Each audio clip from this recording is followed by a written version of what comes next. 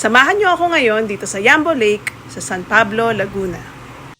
Mga 1.5 to 2 hours drive din ito from Manila to Nagcarlan na banda ito. And then 750 per head yung package na kinuha namin, which is day tour kasama na yung cottage at saka yung lunch. So nauna na naming paluto yung lunch habang magbabalsa na kami kasi matagal-tagal din to kasi hinihila nga lang ni Kuya yung lubid papunta dun sa kabilang dulo at pabalik. 500 yung binayad pala namin dito sa balsa. Malaki ito, kakasya mga 10 katao. So ayan, after namin mag-swimming, bumalik na kami para kumain.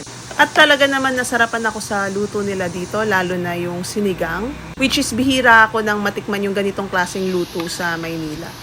Matapos kumain, nagpahinga muna kami and then naisipan na namin mag-kayak since kasama naman ito sa entrance.